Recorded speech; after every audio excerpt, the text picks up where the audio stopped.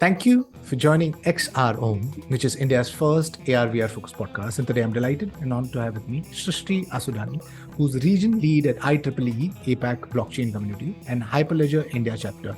She's the ex-director for Settlement, a Belgian-based blockchain company. She's a blockchain researcher who not only evangelizes, but also endorses blockchain as a philosophy of life apart from technology. Her expertise lies in Web3, DeFi, NFT, and the Metaverse, and is currently the Chief Business Officer at P2E Pro. So, Srishti, really appreciate you taking time being part of the podcast. So let's start with Web3. So in your intro, it says that you don't only evangelize, but also endorse blockchain as a philosophy of life apart from technology. Can you start? Where Exactly do you mean by that? Sure. First of all, thank you, Eddie, for inviting me and hosting me on this podcast. It's a pleasure to be here and share my thoughts on Web3 Metaverse. And coming to your question, of course, when you talk about blockchain and how, I endorse it as a philosophy of life. So in essence, actually, the technology has evolved to solve for certain areas where there were improvement with respect to the innovations that we are using, whether it's, getting to be able to come over and overcome the intermediaries when it comes to any kind of solution, whether be in payments or supply chain. And second is more from the trust factor that and the transparency that the technology in itself instills. So when I say I believe in it as a philosophy of life, is I think that the technology, while we are still in a stage where as per the Gartner hype cycle, we are still one of the evolving technologies and not in the production rollouts. But I think if with the governing regulatory frameworks and all, if this kind of technology with the trust and transparency can be instilled into mass adoption of solutions being there per se, any identity solutions that are given to us, like we use Aadhaar or any other form of solutions where the technology can bring in the trust and the transparency as well as for the end customer. That's when I feel that this technology has a really bright future, irrespective of sectors, irrespective of the advantages that we have on it. Yeah. Srishti, would you mind elaborating on this? Because our businesses so far run in a very classical hierarchical manner, top-down approach. Web2 businesses function like that. Now, when you say Web3 blockchain, the underlying ethos is decentralization, trust, and transparency. How do you see that panning out with the current businesses? How the way they function? Because most of the businesses, how they function is maximize value, squeeze out the juice from the consumers. Whereas the ethos of Web3 is completely different. It's distributed. It's trust based. It's transparent. It's taking out the middlemen out of the picture. How do you think this is going to pan out in the future with all the businesses that we have right now? I think, again, there's a two thought process to this, Eddie, because there's one angle of it, which is decentralization, and the other is the applicability in the enterprises. So while blockchain in a sense can be decentralized, but in enterprises more largely permissioned networks are being used because of the security which the enterprises need to follow. So I think how actually this technology is being currently used, at least in India, for like what I'd like to say right now is more from a bringing a transparency over the silos of information that is being there in the, for example, the supply chain, or in the financial segment. If we are looking for a cross-border remittance, we can improve the transaction settlement by bringing the whole network, aggregating it with secure layer which can be brought in by DLTs. So there is again two angles of it. Now when we come to the decentralized version of it, of course there are inhibitants as well as objections of enterprises to adopt to it, because most of the decentralized technologies are again coming with tokens being associated, which come under the regulations and the policy framework of the governing country. obviously because of the recent happenings, the FTX collapse, and Web3 has obviously got like a bad name. And you mentioned about how, companies function in, most of the data is siloed, and the data is the new oil. Do you see data being interoperable, where shared through Web3? If yes, could you possibly share maybe some examples which you think can add value to businesses where Right. data is being First, shared? what I want to say, when you say Web3 has a bad name, I don't agree to that.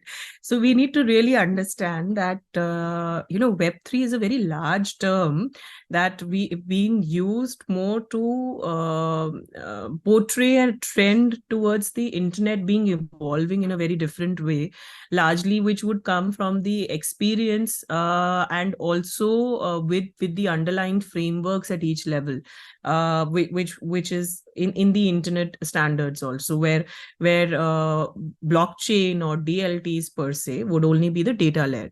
So that's one part of it. What we need to understand when we talk about crypto tokens, that's completely different from blockchain technology per se, and Web3 is a very large term in itself. So blockchain technology is being used to have a lot of impact across sectors, whether it's government, whether it's traceability solutions, whether it's bringing efficiencies in voting, whether in the financial segments. But again, there is something that we discussed about, a thought-provoking discussion between decentralized and DLTs. So that's there. But then, there are a lot of impact that we are bringing with these solutions, which are adding impact. And to, yeah. So what was the point that I actually got stuck to the Web3 Not a problem. yeah. So I was saying, I mean, data is the new oil. Most of the Yes. data currently Okay. is Yeah. siloed. How Hmm. is data going to, do you see data being, more shared, and what would be the use cases, applications over there?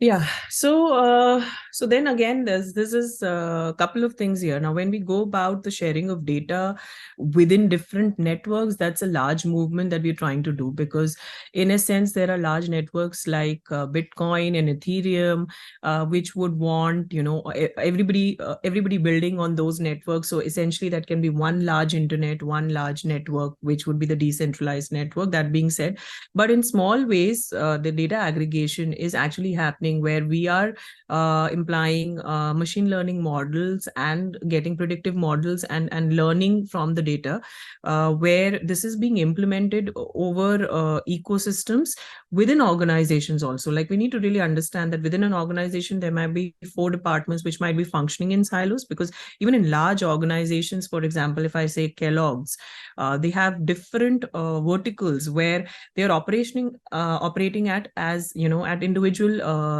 profitable entities. So there is collaboration challenges within the organization, and when you extend it to the upstream, where you have your vendors from whom you're sourcing, and then your direct sourcing, like from the harvesting where it's happening, the whole chain is can be aggregated over the blockchain, through the blockchain technology, one bringing the transparency, getting it over a peer-to-peer network.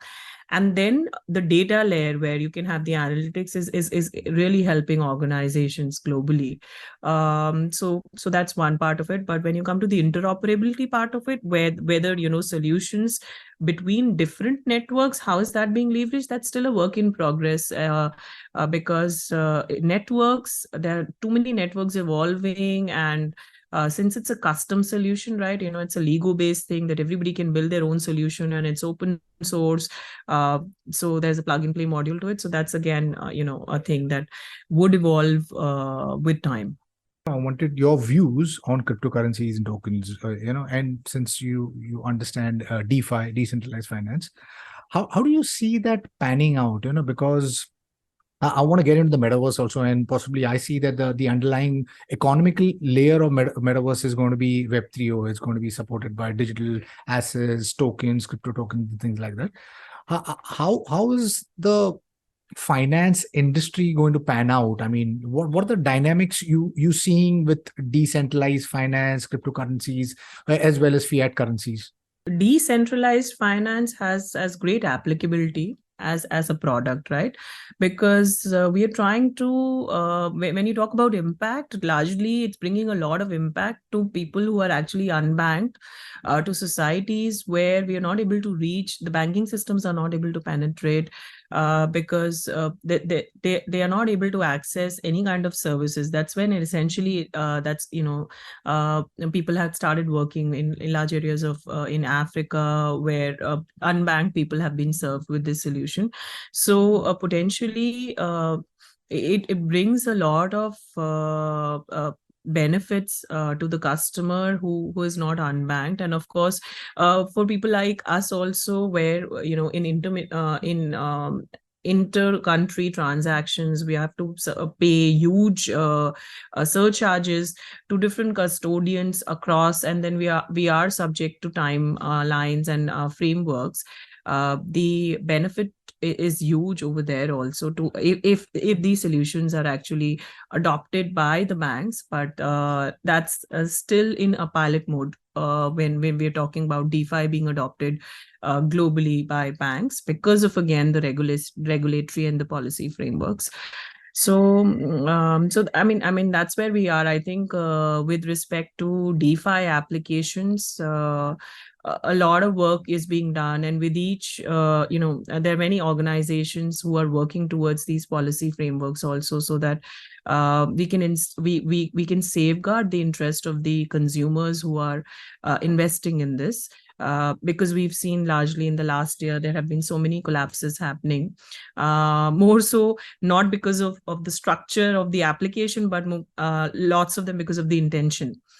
So the technology and the product gets blamed in such scenarios, and I always say that this happens even in Web 2. It happens with traditional finance applications, where founders are not having judicious investments, and vigilance is not to the optimum level. So it's something that happens in traditional businesses also, but since we are a new technology, I think we get pinned down much more rather than any other collapses which are happening. Right. So I completely double you on that, Srishti, that I think we humans have a tendency to bring down anything which is new that we don't understand. Yes, this tech stack has the potential to completely change and upend society, but it also has the potential to be used in a bad way. You said with blockchain, Web3, remittance could be sorted, unbanked. So the people who are unbanked will help them in theory. But at this point in time, Web3 has a lot of friction. I mean, it's only the people who really understand wallets and the complications of that are able to. When do you think that this is the friction is going to go away, and where it's going to be as easy as how we transact today through your phone pay or GPay and things like that? When do you think that that's going to happen?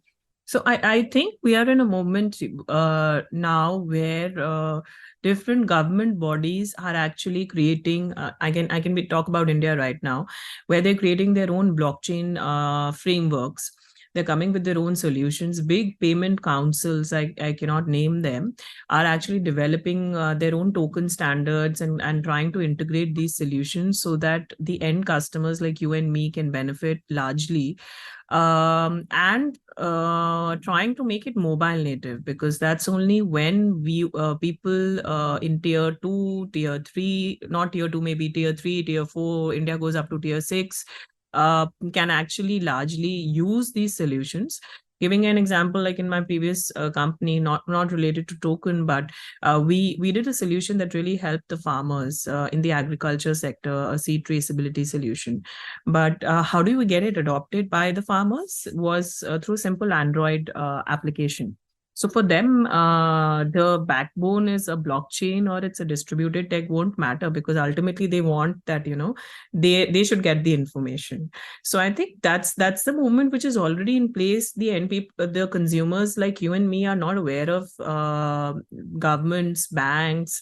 We talk. I regularly consult one of the leading banks in India, where they are keeping in mode and trying to adopt these two technologies. Banks, of course, are limited because of the policy regulations governed by RBI or otherwise, but governments are largely adopting this. So I think this technology would have more impact, like what you're asking, when it would be led through the government, or that would be one part of it. Other, if you can actually make it mobile native, that's what my thoughts are. Because once it can be implemented through your mobile, which is like the most adopted technology, then I think the impact would be phenomenal. Before we get into P2E Pro, can you like kind of define what the metaverse is according to you and how you think it can help India? Yeah, so I would just say that metaverse is just the next iteration of internet. In very simple terms, it would change how people interact. It would completely disrupt the experience that people will get, and I would say the kind of creativity that can be brought in, which was largely which was very, very impactful with Web2, Twitter, social. We are able to talk, we can have our thoughts globally, we are present everywhere through to 2D meetings. But that would be completely transmutated with Web3 being implemented, where we can actually virtually feel, experience, have all the senses. So the perceiving and the persistence that would come would completely change. 10 years back, I mean, I was having a conversation with my wife, and I was telling her that in another 5 years, you won't possibly step out, or get into a mall as often as you do today. Most of the things would be through your mobile. And she scoffed at me. She laughed. And today, everything that she does is on the mobile. Right from shopping to visiting places, taking a cab or whatever. Everything is done on through this interface. And this interface is evolving, where we're going to go from carrying technology, your phone, to wearing technology, possibly, where the entire world will be a screen, it'll be a computer and your phone. And through that, I think we'll have, like you said, a persistent immersive world, where instead of us going to the school, instead of us going to a hospital, the school and the healthcare hospital will come to us, and so yes, exciting space, and to make people understand it's very difficult. But I guess this transition will happen very quickly, because at the rate of pace of which technology is accelerating is really gone through the roof, with generative AI, Metaverse, Web3. So exciting space. And I think everybody, be it a consumer, be it a brand, be it governments, they need to be aware of this change and get onto the train, or because this train is like really, really moving fast. And if you miss this train, and you'll be lost into the land of nowhere. You are the Chief Business Officer at P2E Pro. Can you tell us a little bit about P2E Pro and your role at P2E Pro? So like you said, this is like a train that you really have to move really fast, and it's really impacting our lives. Like when you're saying the shopping experience, but I largely feel that education would be completely changed. Medical health would be changed. How trainings would change, defense, aviation. If you've seen, I think I saw a video of Jyoti Raj Scindia ji actually using VR in the aviation, and the experience from religious standpoint also, we visiting mandirs or mosque or anything at the convenience of our house. If we are limited with bandwidth, all that would change. So that's what essentially that we realized as a company, P2E, that this is a technology that needs a lot of evolution, and we positioned as an R&D deep tech company, where we really want to work on these solutions and like you said, impact lives. So our vision is to simplify complex technologies like Web3, blockchain, and make it accessible to the masses. And how we've actually built our solutions is with that approach in mind, with that vision in mind. So to make it very simple, so when we talk about a metaverse or a platform that would enable metaverses, there are essentially a couple of bottlenecks that we are having, whether it's not having a KYC. So like you said, that there can be malicious users. So the anonymity is actually a problem for enterprise adoption, because there's no governance of KYC, AML. Second, there is no regulation. So there's so many talks about how the metaverses would be regulated, making them safe. And then the experience, like if we are going into platforms which are existing, which I would not name right now, but it's a very legal-like experience. I mean, I would not enjoy over there. Why would I actually build a metaverse over there? So that, and then the last two part of it is the connectivity, and then of course the VR headset. So the whole problem statement in itself is the reason for us to build this company. And we are building a platform which is going to give you very high fidelity experiences. We call it Maaya-verse, not Metaverse. And the first realm is Hastinapur, where we've architected a whole city. It's a virtual city in itself. And the creative director is Sabu Cyril, who's of Bahubali fame. So we have an architect on board who's actually made the concepts of the whole city. There are nearly 15 districts. So there is a simulation district, education district, financial district, entertainment district, and so on and so forth. And there's a public transport, everything. So it's a whole city. It's a virtual city, and there are scenic areas. There are gardens. There are rivers and everything. So and it's really high fidelity experience that we're giving. With respect to avatars also, they are photorealistic avatars, AAA 3D models that would actually interact. So we are having 5 patents with respect to the senses. So with the avatars also, you can do the motion capture. The whole physics can be captured of the person being there. So that's more from an experience standpoint, what kind of experience we're going to give. But we've actually engineered our own blockchain, which is called Kalptantra, which is a hybrid blockchain.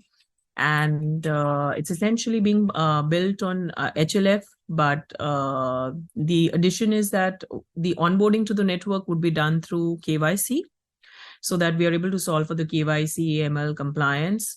And it's going to be governed by a council, which would be a council of legal advisors and lawyers, which would act as a DAO per se.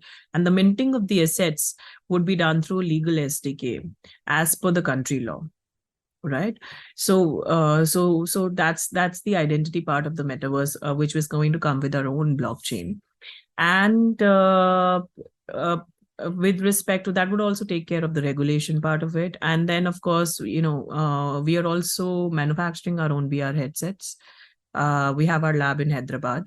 And the goal is again the same, to make them sleek, ergonomic, and then cost effective, giving the high fidelity experiences. So currently we have not achieved the cost that we want them to. So it's a process evolving, but soon we'll be able to get our hardwares to a place where we can bring them to the market. And I'm essentially, my role here is to build the business from scratch. So we are an old company, and we're currently undergoing the first alpha pilots with different enterprises. So we are in stealth right now. We would be launching our product in the next 2 to 3 months. Yeah. What you're saying sounds super, super exciting. So you're looking at the entire building the entire world right from scratch, the entire metaverse. You're building various cities. You have lawyers and everything who's going to be sorting out the regulatory frameworks. You also have created your own blockchain platform called Kalptantra. And you're also looking at building virtual reality headsets. So there are so many questions over here, because I mean, when you say you've built this world and it's going to be live in another couple of months, what would be the business model in this? Because at this point in time, it's pretty much hazy where the monetization is going to come from. The reason I say this is because I think, what I alluded to earlier is that with the rate of technological change, acceleration, and the democratization of technology, what's happening or going backwards is the monetization. So the monetization is dwindling. So yeah, my first question is how do you see where do you see the monetization opportunity? And talk to us about the virtual reality headset also. I mean, you and maybe elaborate a little bit upon the Kalptantra and the VR headset. The VR headset is going to be 3DOF, 6DOF. Who provides the content? Right. So lots of questions, I think, and because we're trying to do a lot of things together, but then again, it's like a complete solution. So that you see, we really need to understand here, and that's the approach why we actually built this whole thing. That metaverses per se, lots of them all the applications are being in standalone, but the benefit of a metaverse would only come when there is regular content creation, where there is a user base coming repetitively. It's a place that people enjoy. So that's one thing that is inevitable for a metaverse to be a success. Now, when we talk about the monetization, of course, monetization in a business is of course very, very important, and that would be taken care as we grow. I mean, that's not as a company, as a deep tech platform focused on labs, that would come with multiple factors. Actually, that's not that important for us right now. What we want is we want to enable ecosystems. We want to enable the metaverses. We want this to be a revolution. And India is the focus as of now completely. So it's like a completely Make in India organization for us. That's why, we have a backend. The whole thing is integrated for us. We are not going to any other solutions. We have our own, and as a company, we do not believe in crypto. So we have, the payments would be done through our own payment engine. So we have our own payment engine. The auth engine is our own. So that's from the technology standpoint. With respect to the VR headsets, currently we are 3DOF, right? But because since we are undergoing through a lot of iterations right now, even in the product R&D, with respect to the chipsets being used, we are actually considering multiple options right now. So for me to name any one would not be correct.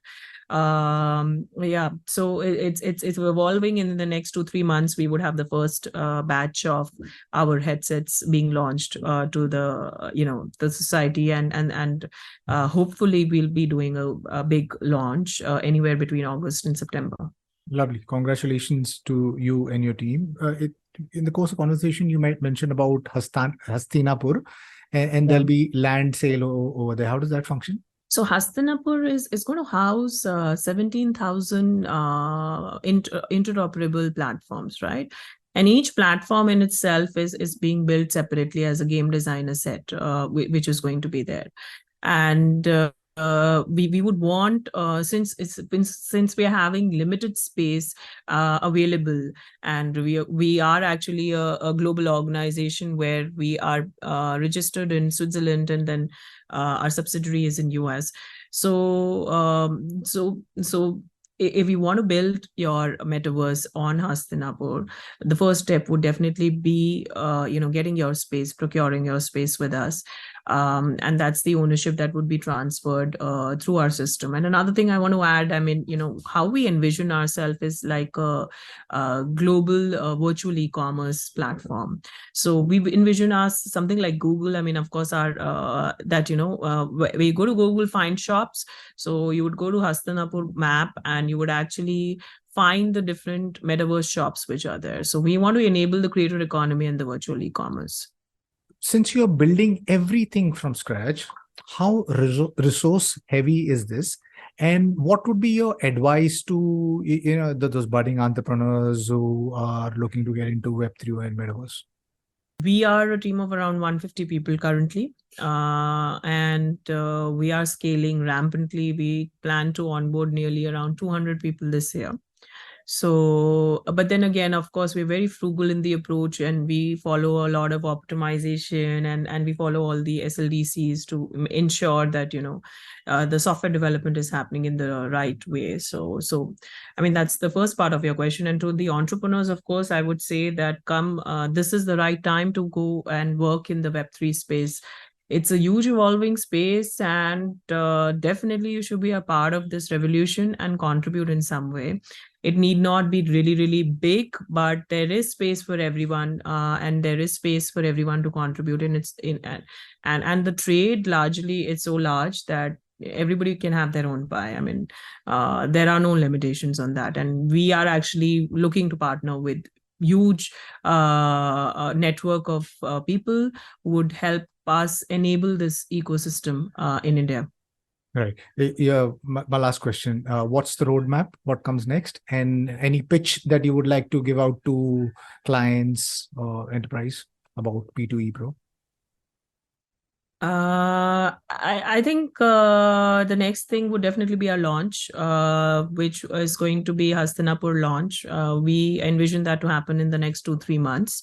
And which to the enterprises would not largely be that you all have your Web2 presence, you have your URLs showcasing what all we are doing, how to reach. It's really time that you have your Web3 URL, and you need experts to help you build that, strategize the Web3 strategy in the most optimum way, how you can actually build your brand, how you can communicate with your end users, and largely how you can even bring operational efficiencies within your organization. So we are here to help you in all that, and we are an end-to-end solution. So we are looking to help you to the next iteration of the internet. Would love to wait and see and experience not just the Metaverse world, but also the VR headset. I hope you guys, I wish you guys the very best, because I think you guys have gone very broad.